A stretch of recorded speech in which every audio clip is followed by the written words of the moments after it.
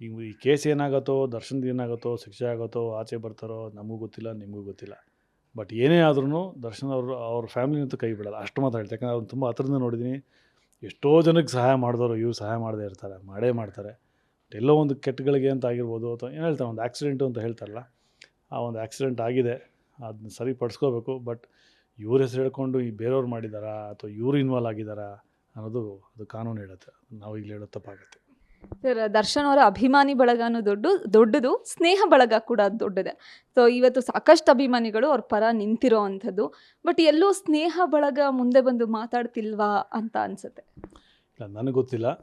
ನಾನು ಬೇರೆ ಇನ್ನೊಬ್ಬರ ಬಗ್ಗೆ ನಾನು ಮಾತಾಡೋಕ್ಕೆ ಹೋಗಲ್ಲ. ನನ್ನ ಬಗ್ಗೆ ನಂದು ಅವ್ರದ್ದು ಒಡನಾಟ ಬಗ್ಗೆ ಮಾತಾಡೋಕ್ಕೆ ಇಷ್ಟಪಡ್ತೀನಿ. ಸ್ಟಾರ್ಟಿಂಗು ಜೊತೆಗಿದ್ದಾಗೆಲ್ಲ ಚೆನ್ನಾಗಿತ್ತು. ಕುರುಕ್ಷೇತ್ರವರೆಗೂ ನಾವೆಲ್ಲ ಚೆನ್ನಾಗಿದ್ವಿ, ಎಲ್ಲ ಆಯಿತು. ನಾನು ಹೇಳಿದೆ, ಆ ಒಂದು ವಾತಾವರಣ ಇದು, ಸುತ್ತಮುತ್ತ ಇರ್ತಾರಲ್ಲ, ಒಂದು ಇಬ್ಬರು ಬಿಟ್ಟರೆ 3-4 ಜನ, ಒಂದಿಷ್ಟು ಜನ ಇದ್ದಾರೆ. ಓಪನ್ ಆಗಿ ಹೇಳ್ತೀನಿ, ನನಗೇನು ನನ್ನ ಭಯ ಏನಿಲ್ಲ. ಯಾಕೆ ನಾನು ಯಾರು ನಂಬ್ಕೊಂಡೇನು ಬಂದಿಲ್ಲ ಇಂಡಸ್ಟ್ರಿಗೆ, ದೇವ್ರು ನಾನು ಕೊಟ್ಟಿದ್ದಾನೆ. ಅಲ್ಲಿ ಸಂಗತಿ ಫಲ ಅಂತ ಹೇಳ್ತಾರೆ, ಗೊತ್ತಾ? ಅಲ್ಲಿ ಈಗ ಫಾರ್ ಎಕ್ಸಾಂಪಲ್, ಈಗ ನಿಮ್ಮ ಮನೇಲೂ ಆಗಿರ್ಬೋದು, ನಮ್ಮ ಮನೇಲೂ ಆಗಿರ್ಬೋದು, ಏಯ್ ಹೋಗಿ ರ್ಯಾಂಕ್ ಸ್ಟೂಡೆಂಟು ಅವ್ರ ಹತ್ರ ಪಕ್ಕ ಕೂತ್ಕೋ, ಯಾಕೆ ಹೇಳಿ, ನೀನು ಅವ್ರ ಜೊತೆ ಇದ್ದರೆ ಚೆನ್ನಾಗಿ ಓದ್ತೀಯಾ, ಅಲ್ಲ ಒಳ್ಳೆಯವ್ರ ಹತ್ರ ಇದ್ದರೆ ಒಳ್ಳೆಯವನಾಗಿರ್ತೀಯ ಅಂತಾರಲ್ಲ, ಹಾಗೆ ಈ ಸಂಗತಿ ಫಲ ಅಂತ ಇರುತ್ತೆ. ಸೊ ಸುತ್ತಮುತ್ತ ಇರೋದು ವಾತಾವರಣ ಚೆನ್ನಾಗಿಲ್ಲ, ನೀವು ಇಲ್ಲ ಆಗ್ಬಿಡ್ತೀರಾ. ಸೊ ಎಲ್ಲೋ ನನಗನ್ನಿಸ್ತಾ ಇದೆ, ಯಾಕಂದರೆ ನಾವು ಅಷ್ಟು ಕ್ಲೋಸ್ ಇದ್ದವರು ನಮಗೆ ಕೆಲವು ಸಲ ಅಲ್ಲಿ ಸ್ಟಾಪ್ ಮಾಡಿದರು. ಸೊ ನಮಗೂ ಬೇಜಾರಿದೆ.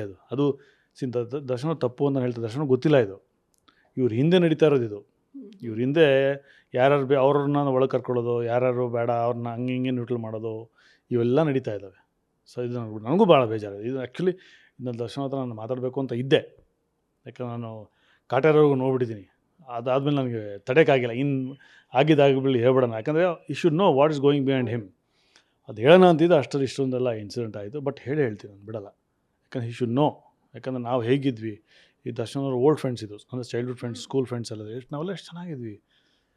ಇಲ್ಲಿಂದ ನಾವು ಮೈಸೂರಿಗೆ ಹೋಗ್ತಾಯಿದ್ದೆ, ನಾನು ಇಲ್ಲಿಂದ ಫಾರ್ಮ್ ಹೌಸ್ಗೆ ಹೋಗ್ತಿದ್ದೆ. ನಾನು ಹೋಗಿ ಎಲ್ಲ ಪಾರ್ಟಿ ಮಾಡಿಕೊಂಡು ಎಂಜಾಯ್ ಮಾಡಿಕೊಂಡು ಏನು ಚೆನ್ನಾಗಿದ್ವಿ ನಾವು. ಬೈಕ್ ರೈಡ್ ಹೋಗ್ತಾಯಿದ್ದು, ತುಂಬ ಚೆನ್ನಾಗಿದ್ವಿ ನಾವು. ಎಲ್ಲೋ ಒಂದು ಕೆಟ್ಟಗಳೇ ಒಂದು ಇಬ್ಬರು ಸೇರ್ಕೊಂಡ್ರಲ್ಲಿ ಹೇಳ್ತೀನಲ್ಲ, ವಾತಾವರಣ ಆಗ್ಬಿಟ್ಟು. ಅವರು ಯಾರು ಸ್ಟೂಡೆಂಟ್ಸು, ಚೈಲ್ಡ್ಹುಡ್ ಫ್ರೆಂಡ್ಸ್ ಇದ್ದಾರೆ, ಅವರು ಯಾರು ಬರ್ತಾಯಿಲ್ಲ. ನಮ್ಮದು ಒಂದು 2-3 ತಿಂಗಳು ಸ್ವಲ್ಪ ಗ್ಯಾಪ್ ಆಗೋಯ್ತು, ಒಂದು ಇನ್ಸಿಡೆಂಟ್ಗಳು ನಮಗೂ ಬ್ಯಾಗ್ ಆಗೋಯ್ತು.